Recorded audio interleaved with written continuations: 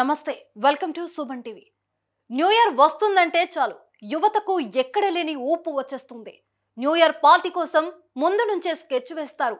ఎక్కడ పార్టీ చేసుకోవాలి, ఎవరెవరిని కలవాలని పక్కా ప్లాన్ చేస్తారు. ఇంకా ఆ రోజు మందుబాబుల గురించి చెప్పనక్కర్లేదు. ఏదో ఆ ఒక్క రోజుతోనే కాలం ఆగిపోయినట్లు పీకల్లోతు తాగి ఊగుతారు. హైదరాబాద్ లాంటి సిటీలో అయితే ఇంకా అంతే సంగతి. 31న అర్ధరాత్రి పబ్లు, రెస్టారెంట్లు యువతతో కిక్కరిసిపోతాయి. అయితే న్యూ ఇయర్ పార్టీ పేరిట వెర్రి వేషాలు వేస్తే తాట తీస్తామంటున్నారు పోలీసులు. న్యూ ఇయర్ వేడుకలకు కఠిన ఆంక్షలు విధించారు.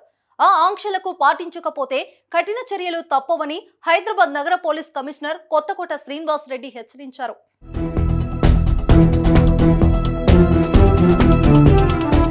న్యూ ఇయర్ వేడుకలకు పోలీసులు విధించిన రూల్స్ ప్రకారం సెలబ్రేషన్ ను డిసెంబర్ 31న రాత్రి 1 గంటలోపు ముగించాలి.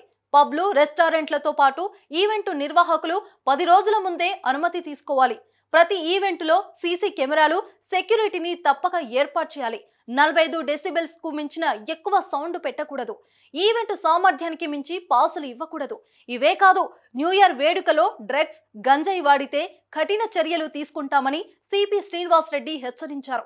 అనుమతి లేకుండా లిక్కర్ల సరఫరా చేసిన, పబ్స్ లో అశ్లీల నృత్యాలు చేసినా తాట తీస్తామన్నారు.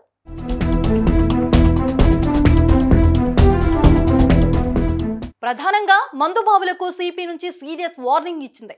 మద్యం తాగి వాహనాలు నడిపితే ఊరుకోమంటున్నారు.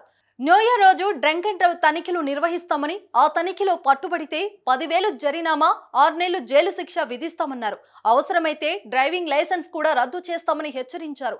సాధారణ పౌరులకు ట్రాఫిక్ సమస్య సృష్టించొద్దని సూచించారు. లిక్కర్ ఈవెంట్స్ లో కూడా మైనర్లకు అనుమతి పోలీసులు నిరాకరించారు.